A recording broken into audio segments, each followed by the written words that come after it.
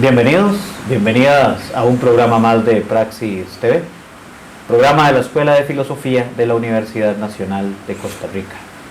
Y hoy en el espacio al que hemos denominado Praxis TV, Diálogos Literarios, coproducción de nuestra escuela y la editorial de la Universidad Nacional, la EUNA.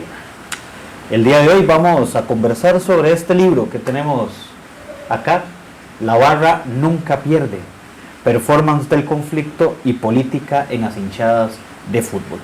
Para hablar de él nos acompaña su autor, Onésimo Rodríguez Aguilar, académico también de la UCR, de la Escuela de Antropología. ¿Cómo estás, Onésimo? Todo muy bien, por suerte, Esteban, Daniel, mucho gusto. Un placer estar por acá. Sí, yo soy profesor de la Escuela de Antropología, también investigador del CIAN y trabajo también en el IDESPO, acá de la Universidad Nacional. Entonces, lo que hizo el libro fue conjuntar un par de investigaciones que pude empezar hace ya varios años desde el Centro de Investigaciones Antropológicas de la Universidad de Costa Rica y desde el IDESPO de la Universidad Nacional. Y aquí estamos, a las órdenes, por supuesto. Bueno, muchas gracias, Onésimo, por aceptar acompañarnos el día de hoy.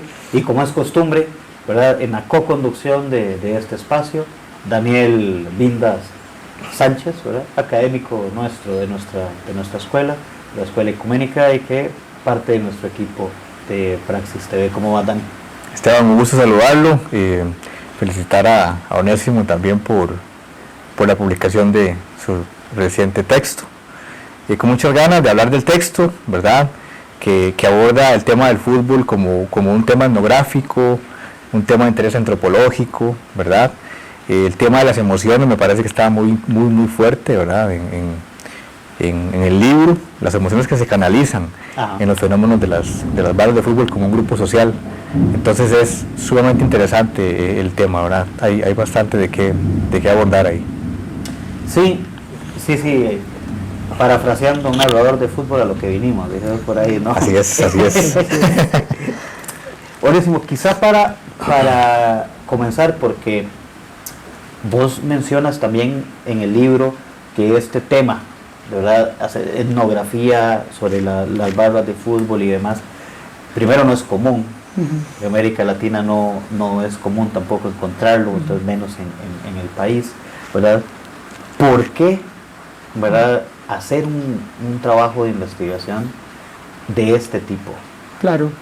Bueno, hay varias razones, Esteban y Daniel. En principio, sí, las investigaciones son muy pocas, fundamentalmente en Centroamérica, ¿verdad? Los proyectos de investigación académicos en Centroamérica han sido muy pocos. La mayor parte de las investigaciones, yo diría que un 90% de las investigaciones académicas se han desarrollado en Costa Rica sobre el tema de las barras de fútbol, incluso del fútbol, ¿verdad?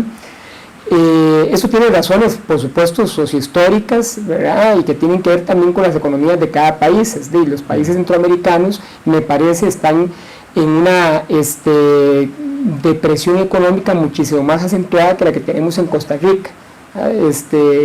Esto hace que acá, me parece a mí, esto es una opinión mía, que tenemos más chance de hacer investigación sobre diversos temas que en otros contextos centroamericanos, fundamentalmente hablo del Triángulo Norte Centroamericano, en donde las contradicciones económicas, sociales, políticas e históricas juegan en contra para que se puedan impulsar ciertas agendas analíticas desde las academias. Bueno, en Nicaragua han cerrado universidades, digamos, ¿no? Esto ya dice algo por sí mismo, ¿no? Y aquí nos hemos aferrado, digamos, al espíritu universitario, que todavía es fuerte, pero que, como ustedes saben, han querido como un poco erosionarlo.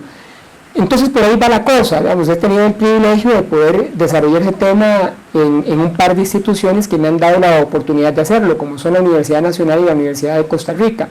Yo empecé con el tema de barras hace 20 años. Hace 20 años hice un trabajo de investigación muy culturalista. Cuando hablo culturalista me refiero a elementos como rituales, como simbología, como algunas expresiones simbólicas, reitero, grafitis, ese tipo de cosas que son como la parte, diría Turner, más evidente de esa dramática, ¿no? Y me quedé por ahí indagando un poco cómo es que las personas que pertenecen a las barras expresan ese sentimiento fundamentalmente en la cancha, quiero decir en las gradas.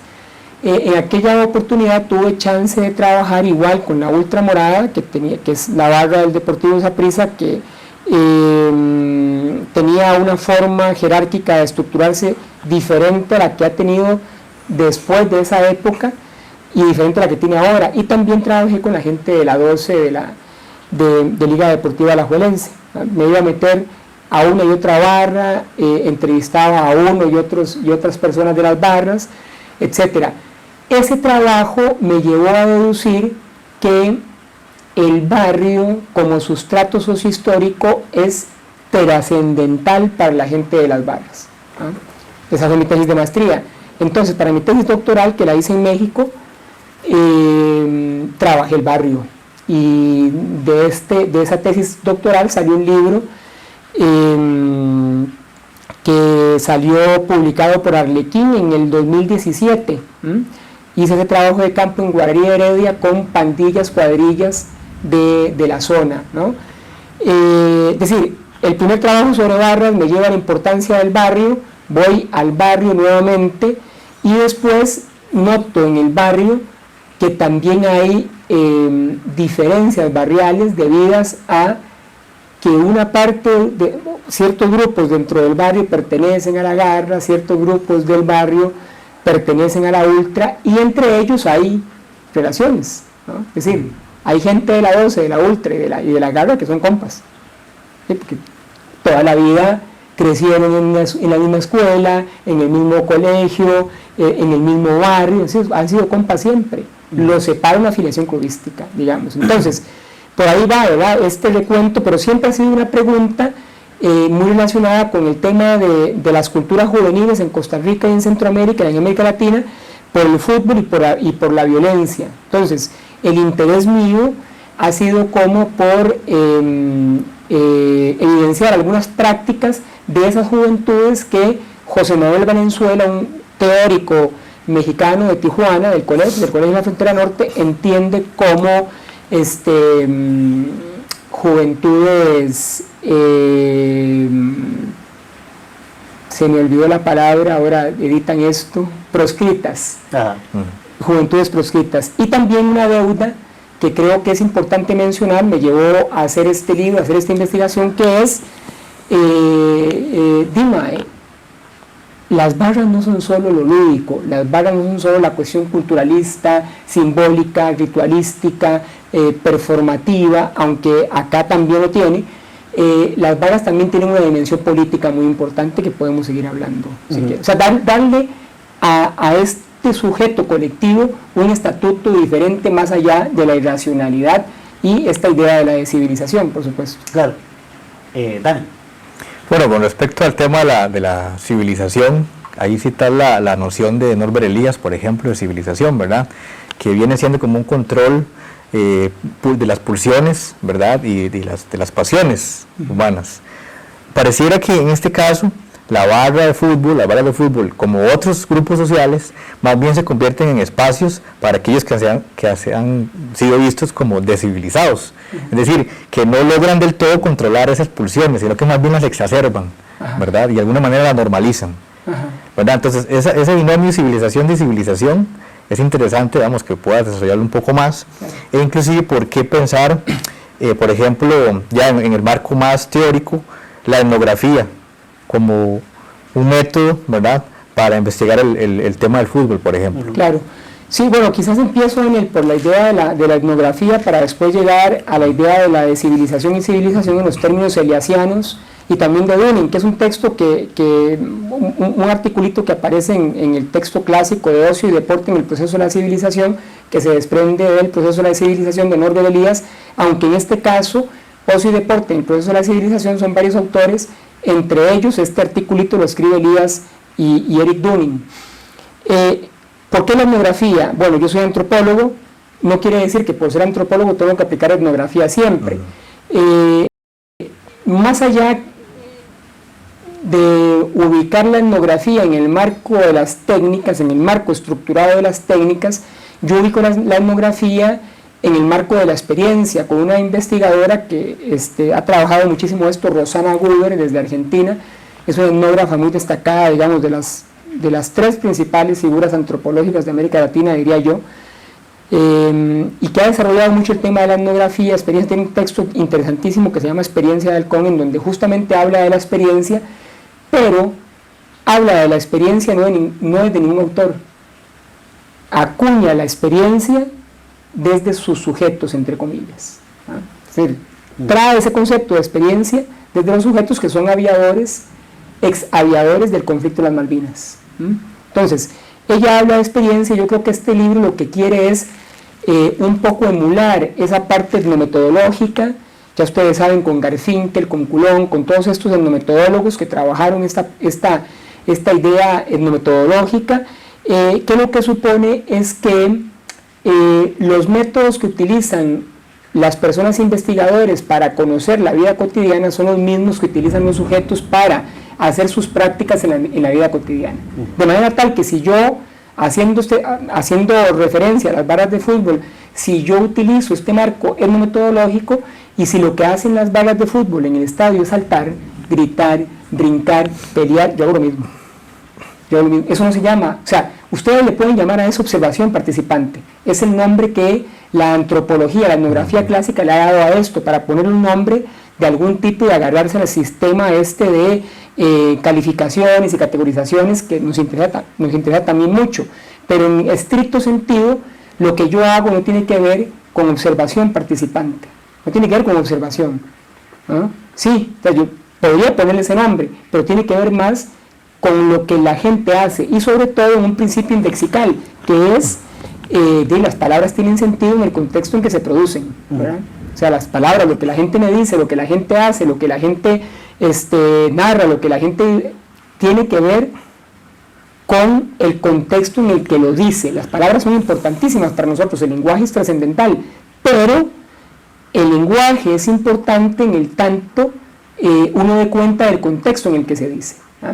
En ese sentido, para llegar a esta idea de, ustedes me dicen, para llegar a esta idea de la descivilización que tan interesantemente lo plantea Daniel, si yo tomo el texto de Norbert Elias y Eric Dunning para decir que, paulatinamente, según estos autores, las sociedades han tendido un proceso paulatino de civilización, de reducción de las pasiones, de las bajas pasiones, y ya no hacemos tanto la guerra, ¿verdad? Aunque bueno, Medio Oriente diría otra cosa, pero bueno, ya no son guerras generalizadas. Recuerden cuando se fundaron los estados-nación, ¿verdad? Eran pleitos por establecer las cuestiones limítrofes, aún hoy por cuestiones étnicas, etc.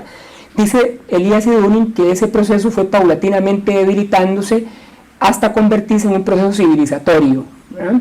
Proceso civilizatorio que encuentra también direcciones opuestas, dice Elias y Dunning, hacia la descivilización. Y por ahí entra Lloyd Wacan y entra también Howard Becker con el concepto de outsiders. Por eso yo hablo de los outsiders del aliento, una cosa así, en el texto, para dar cuenta de que, y con la encuesta que hicimos desde el IDESPO en el 2018, que la gente, la ciudadanía, la opinión pública sigue viendo a estas personas justamente como descivilizados, ¿verdad? Como desviados. Pero cuando uno pregunta y cuando uno ve más en profundidad esa encuesta, se da cuenta que gran parte de esas calificaciones y de esas opiniones vienen de la prensa, ¿ah? De la prensa amarillista, de la prensa que solo ve una imagen. Yo no estoy justificando que una persona de una barra le tire una piedra a la persona de otra barra, eso está todo mal, está todo mal, ¿verdad? Lo que yo digo es que estas personas no se quedan en eso.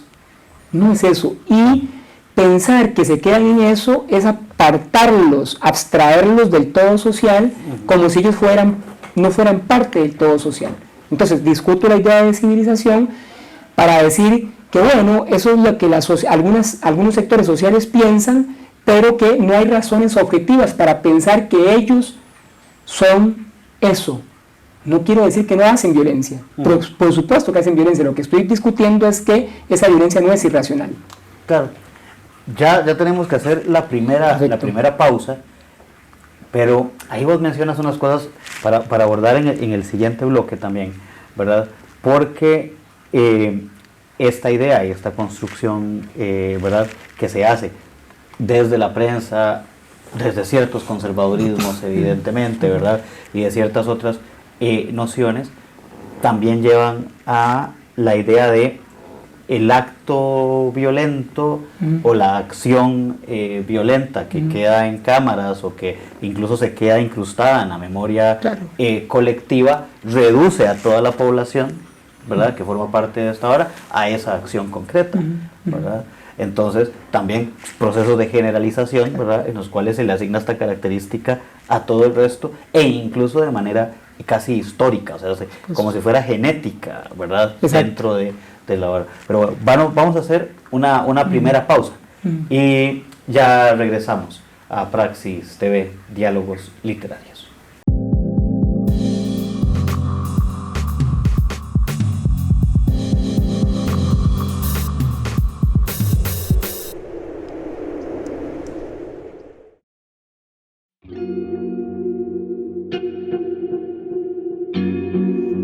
¿Te has preguntado alguna vez qué es la filosofía?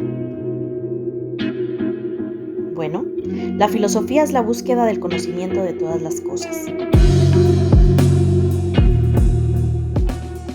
Del mundo, de la naturaleza, del ser humano. Es ir en búsqueda de la verdad. La filosofía se compone de distintas áreas que de manera crítica intentan analizar las relaciones entre los seres humanos, las relaciones con otras criaturas, la forma como conocemos y cómo razonamos sobre el mundo.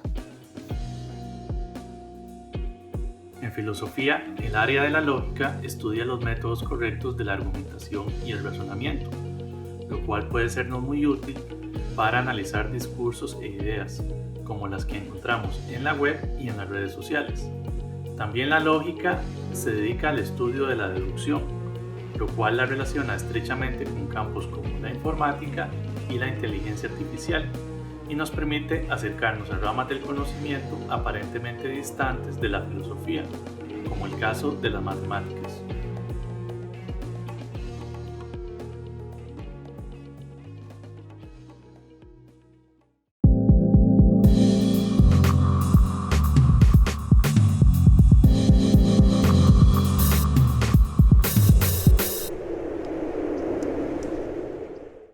Bienvenidos de nuevo a Praxis TV, Diálogos Literarios, coproducción de la Escuela de Filosofía y la editorial de la Universidad Nacional de Costa Rica. Continuamos conversando sobre este libro que tenemos acá, La barra nunca pierde, performance del conflicto y política en las hinchadas de fútbol.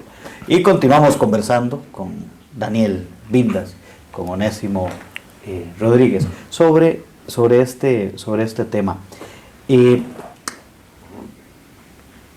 Veíamos el tema de la descivilización en el bloque anterior, y ahorita fuera de cámaras, ¿verdad? Ampliábamos un poco sobre el tema, y sería bueno retomarlo, ¿verdad?, en este bloque.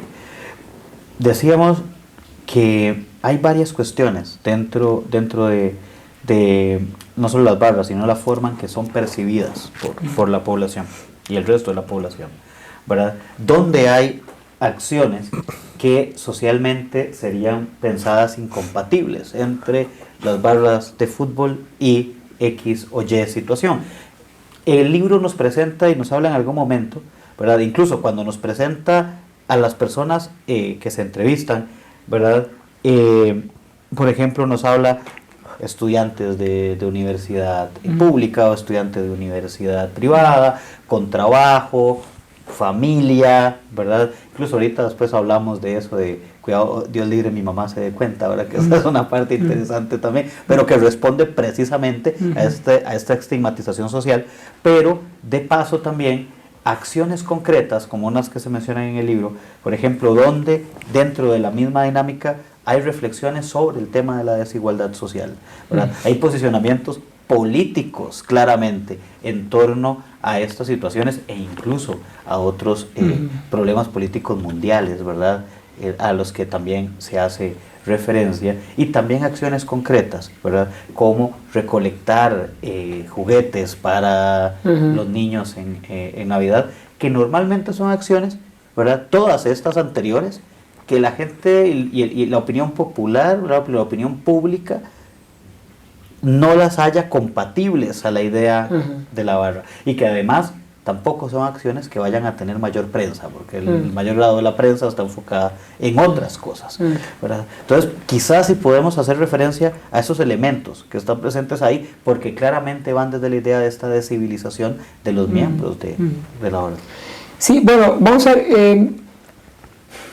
en primer lugar, esto que usted anota sobre que en las barras hay personas que estudian, que trabajan, que son nietos, que son sobrinos, que son papás, que son tíos, que hacen distintas labores, está, digamos, como que articulado en un concepto que hemos ido trabajando varios colegas de la UCR y mi persona, que se llama prácticas plurales de la juventud. De ahí tomamos un poco los abordajes de Bourdieu y de Bernard Lahire para hablar de un sujeto de un sujeto juvenil que más que joven desarrolla prácticas.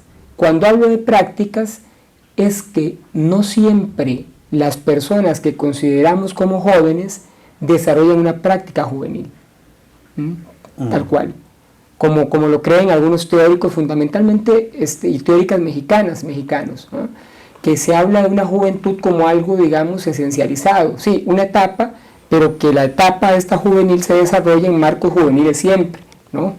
Si hay personas de 20 años en las barras que tienen que trabajar porque tienen una familia, tienen 2 o 3 hijos, tienen esposa, tienen esposo, etc. ¿no? Es decir, desarrollan sus situaciones cotidianas en varios universos de sentido a la vez. Es decir, no es que, como decía Bourdieu, no es que solo hay un campo de acción, sino que esos campos, como diría Bernard Lahire, se imbrican, se relacionan, de manera tal que esta parte de ser barra es una parte de sus vidas, no es sus vidas. Entonces, es muy importante tenerlo en cuenta, porque allí estigmatizamos alguna idea un poco esencialista de la juventud y de ciertas juventudes, fundamentalmente las proscritas, porque los pandilleros, las pandilleras, las personas en cuadrillas, las personas en barras de fútbol son eso, como lo decía Daniel en el bloque anterior, son solamente barras, son solamente pandillas, como si su mundo se redujera a eso, y no, estudian, trabajan, tienen familia, tienen hijos, tienen otras afectividades más allá de las que se generan en las barras, ¿no? Entonces eso es, digamos, sumamente importante. Usted me preguntaba otra cosa, ¿verdad? Que ya se me fue. Sí, lo de las acciones, digamos, por ejemplo, bueno, llamémosle las acciones de caridad, ¿no? Claro. Sí, hay, como las barras no son solo barras, o sea, las barras de fútbol no son solo barras, también generan otro tipo de dispositivos y estrategias para incidir socialmente. En la Ultra, por ejemplo, se hace todos los años la Navidad Morada, que es, y también el Día del Niño, que es congregar a niños en algún lugar. A veces se usa el estadio Ricardo Saprissa para darles obsequios, hacerles una fiesta en el Día del Niño. Recién pasado, el 9 de septiembre, se hizo una fiesta y estaba la gente de la Ultra, de Cultura Saprissa también, haciendo todos estos eventos para hacer algunas actividades en beneficio de estos niños, de estos niños y niñas. Vamos a ver, digamos que estas acciones políticas no son tan marcadamente,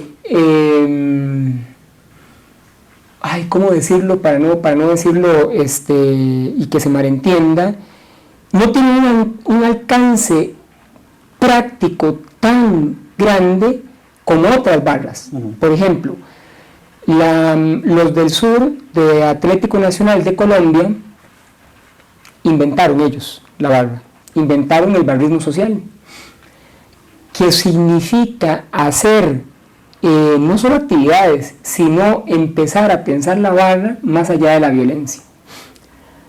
Y hacen un montón de actividades documentales, videos, canciones, etcétera, que tiene que ver con buscar razones para pacificarlas. Y una de esas actividades, una de ellas, un montón, hicieron en Medellín una cuestión musical, una performance musical con la barra contraria, los del DIN de Medellín, Deportivo Independiente de Medellín, me parece, si no estoy equivocado, que es como que la ULTE y la 12 se junten con sus instrumentos a tocar con la Sinfónica de la ciudad. Fue precioso eso. La gente decía que es esta maravilla, y por un lado la barra de un equipo y por otro lado la barra del otro equipo tocando en armonía con la Sinfónica. Eso supuso ensayos, trabajo, dedicación, es decir, eso. A mí una persona periodista me consultaba hace unos días, y le contaba esto y me decía, bueno, ¿por qué eso no ha pasado en Costa Rica? Y yo, bueno, intenté hacer alguna reflexión al respecto, y no lo tengo totalmente claro, pero yo creo que en este país marcadamente conservador hemos dado pasos significativos para que las agregaciones, las colectividades sean desestimuladas. Ilegalidad de las huelgas, 2020-2021, empleo público, todo lo que nos dejó, no sé si puedo decir esto acá, todo lo que nos dejó el gobierno PAC, todo lo que nos dejó el gobierno PAC fue una metáfora de desintegración social, pero sobre todo de lucha, abrirles el camino, digamos, allanarles el camino a los grandes consorcios comerciales que no tuvieran problemas y legalizando la huelga. Entonces, en un país en donde ha sido censurado, o sea, donde se ha censurado continuamente, no solo en la historia reciente, no te hablo de los últimos 3 años, sino de la misma historia de conformación de la nación, ¿verdad?, que ha censurado las movilizaciones sociales, que las ha escondido, ¿verdad? Y para colmo, como decía Freud, somos seres de memoria corta.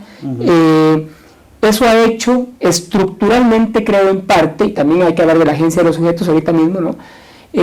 Ha hecho o ha imposibilitado que existan las razones colectivas suficientes, estructurales, para que eso pueda suceder. Y también hay que hablar, digamos, de que las barras en algún sentido están muy aferradas todavía a la idea de la conflictividad. Claro. ¿Ah? O sea, esta performance del conflicto del que yo hablo, ¿no? ¿Por qué? Si quieren entramos al performance, ustedes me dicen. Sí, ¿no? Pero hay una cuestión, antes de entrar ahí, que dentro de lo que mencionas, y es que dentro de esto también uno podría pensar, o sea, no solo es un país altamente conservador, ¿verdad? Pero que también es un país que en su forma de construcción de clase también hay una estigmatización enorme respecto a todo lo que es barrial. Exacto. ¿Verdad? Entonces no es posible que de ahí, ¿verdad?, y menos de la colectividad que termina habitando el espacio. Exacto. Porque una cosa es el discurso de superación, que es bastante neoliberal de paso, claro, ¿verdad?, de cómo sales de ahí y te conviertes en, pero cómo sigues estando ahí, ¿verdad?, ya indica inmediatamente un proceso de estigmatización social de donde no proviene nada bueno.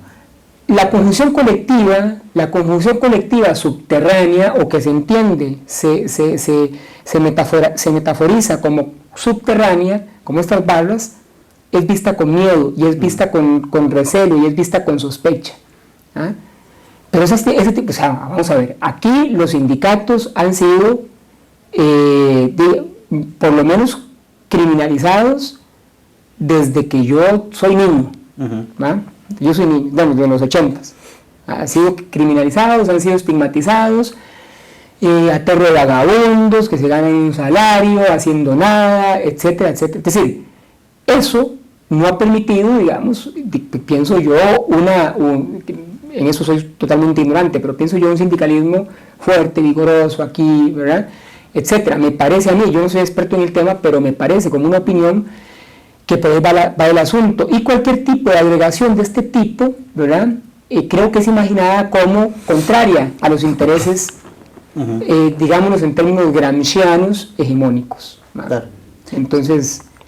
Ahí es parte, y eso es un tema enorme, si nos vamos a meter por ahí, ¿verdad? Sí. ¿Verdad? Que queda, pero bueno, es que es muy interesante porque no se llega a eso otro, y además hay otro detalle también pensaba, por ejemplo, una acción de este tipo, ¿verdad?, donde participa la barra organizada, es que es fácilmente que sea absorbida por la institución, entonces el foco va dirigido a la institución, ¿verdad? Entonces la institución se considera como positiva y que lleva a cabo este tipo de acciones y no se le asigna la autoría del acto positivo, llamémosle de esta manera, a la barra organizada, cae directamente la institución. Entonces Saprissa está organizando actividades del Día del Niño en su estadio y no es la institución le prestó el estadio a estas barras para que organicen esto, sino es como si la institución organizara y estos fueran a ayudar. Algunas veces dicen que es la barra, pero no queda claro, es difuso eso. Aparte es una nota de 5 segundos. Entonces, bueno,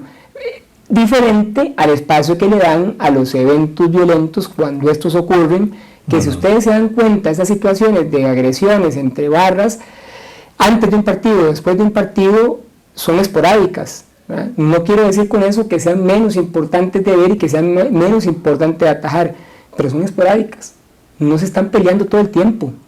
No sería noticia si fuera todo el tiempo. Bueno. Pero Dani, ahí entremos en el tema del performance, ¿verdad? Porque es un tema interesante.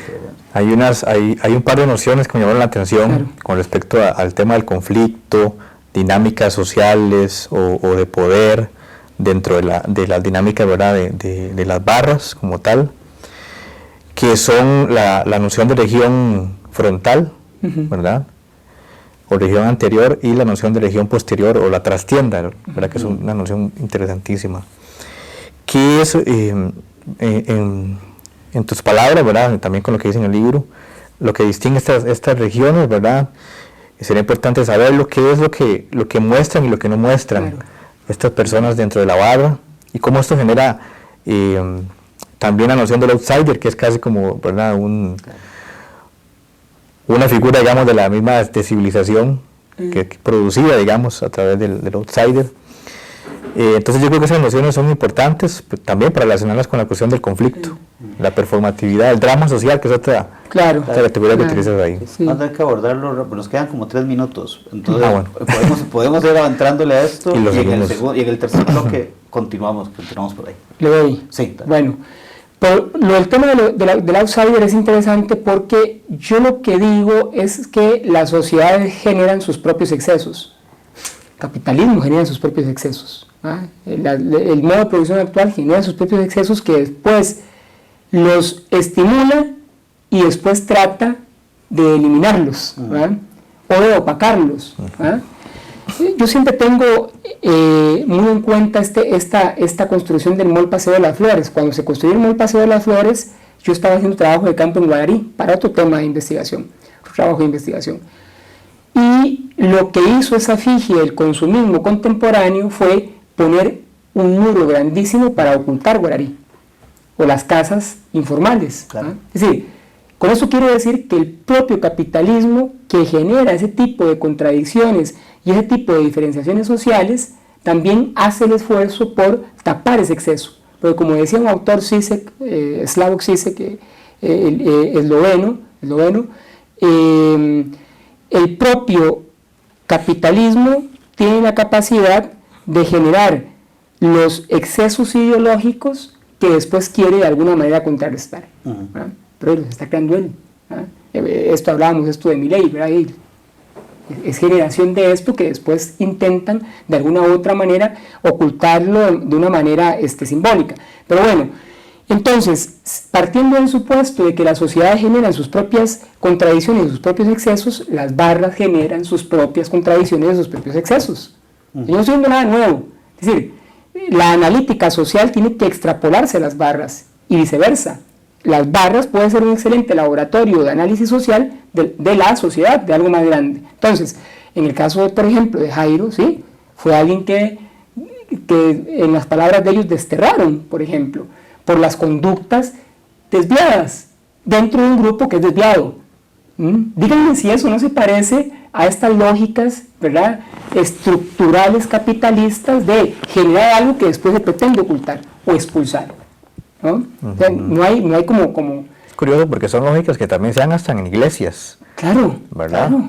Bueno, entonces hay una lógica ahí medio ritualística, digamos, tal vez. Es política, desde luego. Sí, son dinámicas que pueden estar bien emparentadas, ¿verdad? Aunque pueda haber una ofensa muy grande en la comparación, ¿verdad? Sí. Pero yo no digo que sean exactamente iguales, yo digo que no me llama la atención que la estructura lógica de eso sea tan similar, ¿verdad? Claro.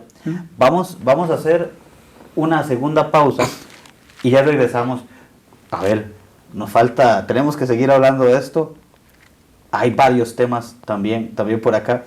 A ver, el capítulo sobre el abogado del aguante, el fragmento también es bastante interesante. No hemos hablado de lo que habla de las mujeres, el texto y esa dinámica entre las barras. Y una pregunta fundamental: ¿por qué escoger las dos barras que conforman este libro, que son la ultra morada y la garra herediana, ¿verdad? Entonces, bueno, no nos va a alcanzar, pero hay varias cosas que todavía podemos ir abordando. Ya regresamos a Praxis TV, Diálogos Literarios.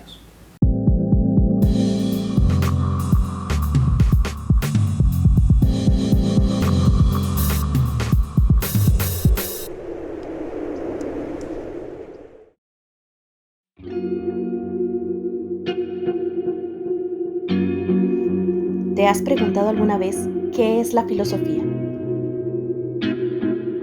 Bueno, la filosofía es la búsqueda del conocimiento de todas las cosas. Del mundo, de la naturaleza, del ser humano. Es ir en búsqueda de la verdad.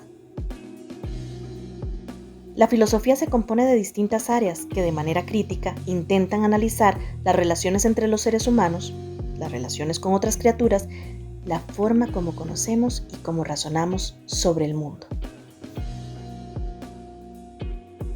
Si algo puedo asegurar es que en filosofía se sale con más dudas que respuestas, ya que lo impulsa a uno a investigar a fondo las cosas y a no quedarse con las apariencias de ellas.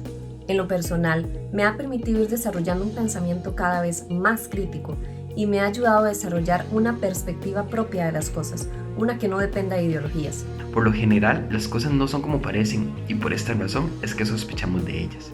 Por estas y otras razones, consideramos la filosofía una gran elección y es por esto que le invitamos a que la tomen como una opción. Ingresé a filosofía porque quería comprender el mundo y en ella he encontrado mucho más que esto. Realmente ha sido una gran experiencia.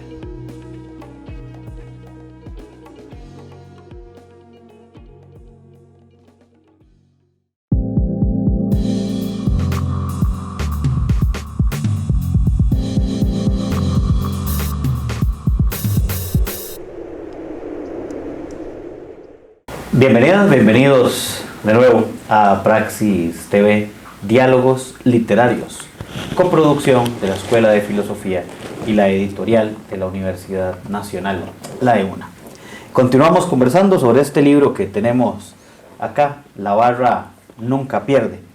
Continuamos en compañía de su autor, Onésimo Rodríguez Aguilar, de Daniel Vindas Sánchez en la coconducción de este espacio.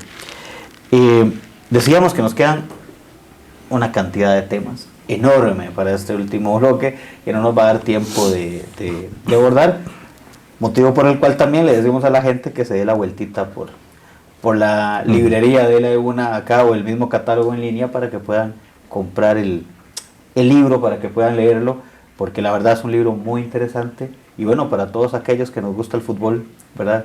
También se vuelve interesante no que el libro esté hablando propiamente de fútbol, pero es un fenómeno muy relacionado, ¿no? Directamente, y nos parece muy interesante y el libro merece la pena que lo podamos leer detenidamente, ¿no? Se está hablando de lo del performance, ¿no? Yo creo que podríamos continuar por ahí un poquito, pero en el bloque anterior se abordó de manera bastante rápida. Entonces, Onésimo, la dejamos ahí continuando con la idea de lo que venías diciendo. Claro, a partir de esto, bueno, primero quisiera retomar un hilo que quizás no lo abordamos muy bien, que es la problematización que hace don Daniel acerca de las regiones frontal y posterior o la trastienda, para después recalar en el tema del performance que está relacionado.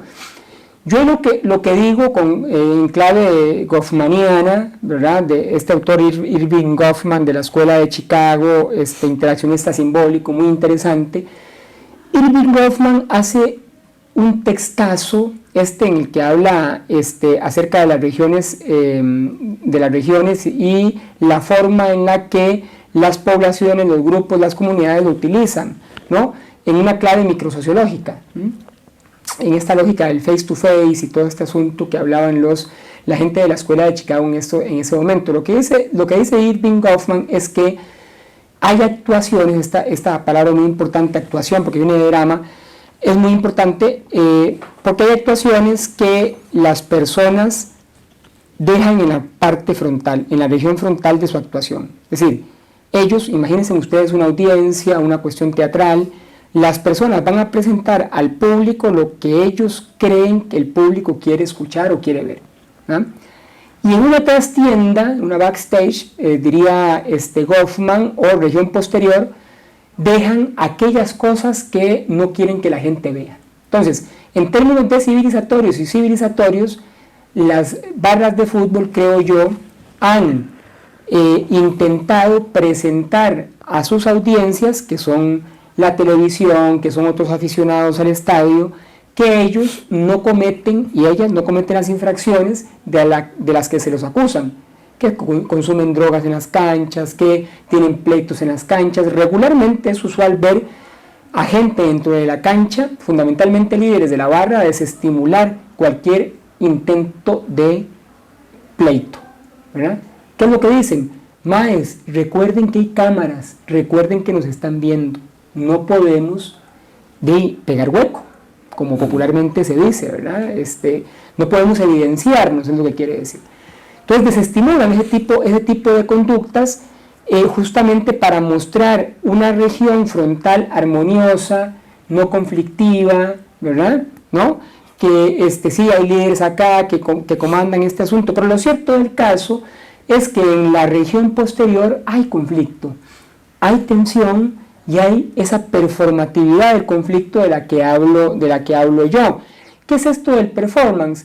Max Gluckman y su discípulo Victor Turner de la Escuela de Manchester, antropólogos, retoman esta idea. Fundamentalmente Turner, porque Gluckman lo que habla es de los rituales de inversión, fundamentalmente en Rhodesia del Norte, lo que es actualmente Zambia, con un grupo nativo de por allá, para decir que efectivamente hay rituales de inversión que son siempre conflictivos. Lo que yo digo es que en clave gluckmaniana es que las barras se comportan siempre en clave conflictiva. Pero para evidenciar esa clave conflictiva, muchas veces utilizan una performática que tiene que ver con una exageración del drama, y aquí sí es Victor Turner. Turner en la antropología del performance nos habla de que los grupos usualmente desarrollan performance que están relacionados con una exageración del conflicto, con una exageración del drama, o sea, como las novelas mexicanas, es decir, donde hay algo dramático se exagera el drama, ¿no?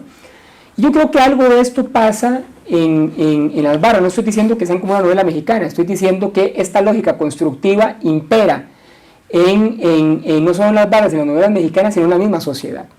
Estoy diciendo que esta lógica del conflicto impera no solo en las barras, sino en la misma sociedad. Basta salir a la calle, en el carro, y que le toquen el pito y que te menten la madre, como usualmente pasa con uno o con otras más personas, ¿verdad? En las calles y pleitos y bueno, y ahora de la cuestión esta de violencia, ¿no?, que está azotando, como dicen los medios de comunicación, al país, también en clave dramática, la ola que azota al país, ¿verdad? En los mismos discursos periodísticos, ¿verdad? Por ejemplo, cuando Saprissa pierde su partido contra el Estelí, la clasificación contra el Estelí de Nicaragua para optar por el campeonato centroamericano. La prensa habló de fracaso total, habló de que es lo peor que le ha pasado en el Saprissa en la historia, y todo enclave subterráneamente racializado. Porque ¿cómo va a ser posible que perdamos contra un equipo de Nicaragua? Lo que está en el fondo es eso. O sea, por lo menos discriminatorio. Y yo digo, pero ¿por qué no? Si el fútbol se gana, se empata o se pierde, ¿cuál es el drama? Sí. ¿Qué es? Es lo mismo, se pierde con el Olimpia. Es que es una derrota igual, digamos, y una derrota es parte del juego. Lo que pasa es que se tiende a sobredramatizar. Entonces, no es solo en las barras, también es en otros sectores sociales donde la sobredramatización impera. Entonces, yo lo que digo finalmente es que en las barras opera una especie de performance del conflicto en muchos niveles, por el liderazgo, por la jerarquía. Yo demuestro aquí en el libro que durante 20 años han existido rebeliones, no revoluciones, como diría Gluckman, ¿verdad? O sea, Gluckman habla de rebeliones y no de revoluciones. Hay rebeliones en donde hay cambios, pero no es que la estructura cambia completamente. O sea, las barras no están buscando que no deje de haber, o que deje de haber líderes generales. Lo que están buscando es cambiar de líder. Eso es rebelión, eso no es revolución. O sea, revolución es otra cosa. Revolución es lo que pasó con el capitalismo y los burgueses en la Revolución Francesa, que le trajeron abajo el feudalismo y pusieron el capitalismo otro orden diferente, digamos, y algunas otras cuestiones en la historia. Entonces, estos chispazos de revolución han pasado durante 2 décadas en las barras de fútbol. Cambian un líder por X situación conflictiva, ponen a otro, después viene otro, así. Por ejemplo, en la Ultra han habido 8, 9, 10 líderes en 20 años. Es decir, y los cambian por situaciones de conflicto. Quiero decir con esto que el conflicto y esta lógica performatizada de presentarlo es institutiva de las barras. Cuando digo que es institutiva, es que es instituyente. Cuando digo que es instituyente, es que es constitutiva. Y cuando digo estas 3, es que requiere del conflicto para poder ser. Requiere esta performance, esta exageración del conflicto para poder ser. Pero esto no pasa en las barras solamente, en las propias familias. O sea, o no han estado ustedes en un evento familiar en donde pasa que un tío, una tía, un abuelo, una abuela, el hermano, la hermana hace, como decimos popularmente, un show sobredramatizado y hay un pleito y la gente se pelea y quedan peleados por no sé cuánto tiempo, etcétera, etcétera, etcétera. Es decir, yo siento que esto es hasta institutivo de muchas de las relaciones que desarrollamos como sociedad. Eso es. Bien, aquí, bueno, nos quedan varios temas, nos deben de quedar unos 7 minutos por ahí, creo yo, ¿verdad? Aproximadamente. Hablemos de la primera pregunta que nos hicimos Daniel y yo cuando agarramos este libro y empezamos a verlo. ¿Por qué escoger las barras que se escogen? Claro, hay una razón muy pragmática ahí, ¿verdad? La razón pragmática es que yo soy de Heredia, 1. Trabajo en la Universidad Nacional, 2. Bueno, voy a tomar un objeto de Heredia, ligado al fútbol, y tomé la garra herediana. La razón por la cual tomé la de Saprissa es porque tengo 20 años de estar con ellos y ellas, ¿verdad? Y aparte que soy sapricista y ya está, digo, el conjuro se entiende solo allí. Y después la cuestión analítica, o sea, hay una cuestión pragmática, hay una cuestión analítica que es la idea de compararlas, de decir, bueno, en qué momentos se juntan, ¿verdad? Es decir, en sus significados, en sus sentidos, y en qué momento se separan. Y yo puedo decir, después del trabajo de investigación, que finalmente son más las similitudes que las distancias. Es decir, gran parte del juego de las barras es cómo se distancian de los otros. ¿Quién hace la mejor salida? ¿Quién da más aliento? ¿Quién da más aguante? Etcétera, etcétera, etcétera. En el fondo, el objetivo general de las barras es el mismo. Apoyar al club mediante cánticos, mediante salidas o recibimientos al club carnavalescos, extraordinarios, que tienen que ver también con la parte performativa, ¿verdad? O sea, lo que se vivió el sábado pasado en la final de Copa fue una cuestión performativa increíble, o sea, se veía muy bonito, por supuesto, de un lado como del otro, pero es performativo, Eso es mostrarnos en la región frontal de esta forma. Somos lo más grande, ¿cómo es que sacó la gente de la 12? Mi cultura no se vende, ¿no? Nosotros alentamos, algo así, decía, ¿no? Entonces, ¿verdad? Es como tratar de mostrar al otro que ellos están mejor que el otro. Eso está siempre, ese juego de otredades, que es muy, muy identificatorio. Pero en el fondo, estructuralmente, ¿verdad? Y aquí me van a escuchar las personas que integran barras y compas que tengo ahí, toda esta cosa, estructuralmente, yo veo cosas muy parecidas, o sea, estructuralmente muy parecidas. Entonces, una cuestión pragmática de por qué escogí eso fue que yo soy de Heredia, entonces escojo una barra herediana como la garra. Soy sapricista y por eso sigo con el trabajo con Saprissa, pero además quería una analítica comparativa entre dos barras que no había hecho. Yo había trabajado con la 12 hace algunos años, entonces tenía allí algunas posibilidades, pero además agarrar 3 barras ya era muy difícil, ¿verdad? En términos de trabajo de campo. Y creo que también hay una cuestión epistemológica allí, ya pensándolo muy bien, que tiene que ver con la construcción del conocimiento en ese asunto de las barras. Dar cuenta de 2 barras en este país es a veces casi como dar cuenta de la totalidad, ¿verdad? Somos un país pequeño, ya había trabajado con la 12, entonces entiendo que las circunstancias son similares en términos de apoyo, en términos de aguante, etc. Y otras barras que han aparecido en otros contextos, capitalinos, la de Santa Ana y otra gente más, son gente de barras o de Saprissa o de la Ultra, de la 12 o de la Garra, que fueron y crearon otra barra, ¿verdad? Entonces, no digo que todas sean lo mismo, ¿ah? Tienen algunos matices que las hacen ser diferentes, ¿verdad? Fundamentalmente en términos de identificación, pero sí en términos generales buscan y hacen cosas muy parecidas.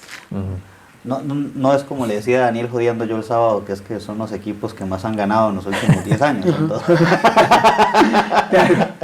Claro, eso te estaban vacilando. Era jodiendo a Daniel, pero creo que nos queda ahí un par de minutos. Dani, también nos falta lo del aguante, ¿verdad? Que estábamos Sí. ¿no? Entonces, quizá, ¿verdad? No sé. De hecho, me leyó la mente porque iba a preguntar sobre ese tema de la performatividad del aguante, pero esa noción de aguante asociada a, por decirlo así, una masculinización, digamos, de las barras, ¿verdad? Sí. Inclusive ahí tal vez, distanciándome con esa tesis, me gustaría saber qué pensás, qué desarrollas ahí sobre el papel de las mujeres, claro, porque en algún momento se habla de la mujer del ideal, por ejemplo, ¿qué significa eso? Sí. Noté también que, según lo abordas ahí, el papel que se le da a las mujeres en la barra sapricista es un poco diferente al de la garra, ¿verdad? E inclusive, esto es algo ya más mío, que lo lanzo, ¿verdad? ¿Hasta qué punto no se hace aguante también entre las mujeres, hoy por hoy, ¿verdad? Eso es un tema muy interesante que no sé si se podrá reducir solamente, digamos, a los hombres, ya que las mujeres tienen una participación, creo yo, cada vez más grande en este tipo de grupos sociales, ¿verdad? Tienen una participación cada vez más grande e inusitada, tomando en cuenta cómo era la cosa hace 20 años. Yo hace 20 años no observaba mujeres tocando el bombo en la Ultra, hoy sí, los bombos y la percusión, lo cual indica, digamos, una posición diferente. Sí, el aguante es un término que yo utilizo fundamentalmente en investigaciones argentinas, ¿verdad? Que habla mucho del aguante. Lo que trato de decir en el libro es que sí es una lógica masculinizada, es una lógica de poder, que tiene que ver con lo patriarcal, que tiene que ver con códigos evidentemente masculinizados, de violencia, de tolerar, de soportar, ¿verdad? El aguante es no solo aguantar en la cancha, sino que en un enfrentamiento, no correr, ese tipo de cosas que llaman a la violencia.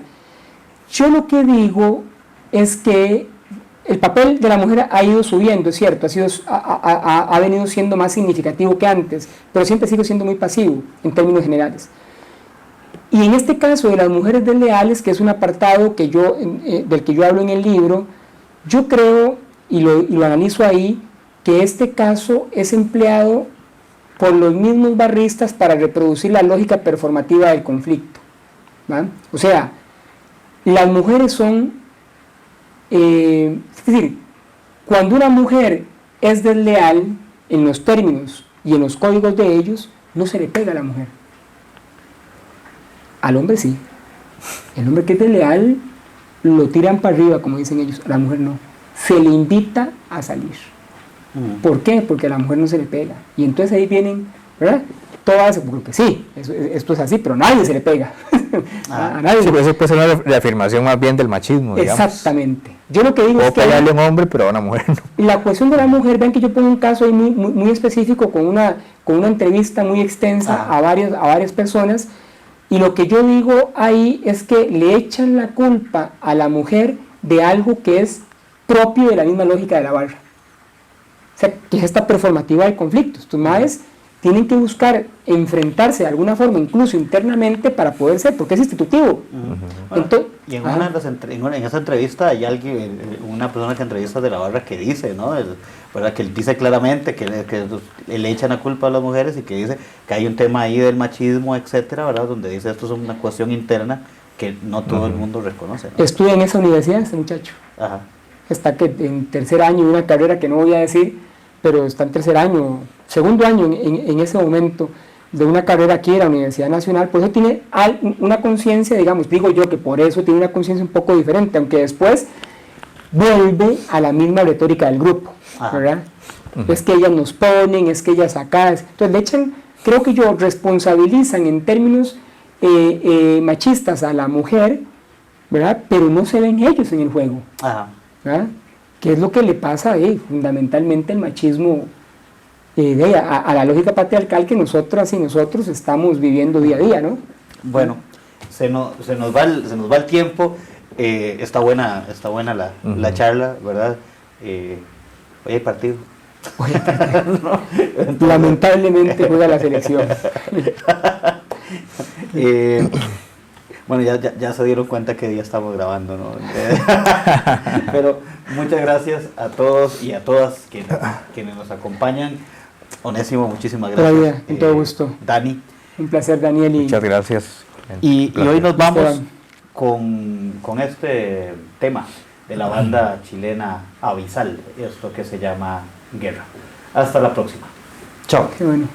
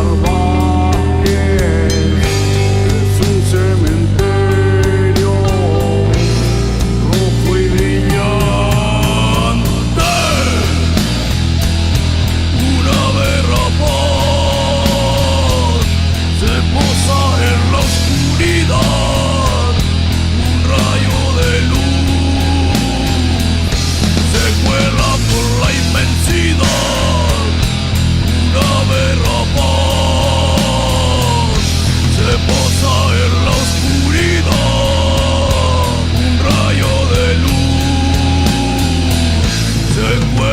por la inmensidad.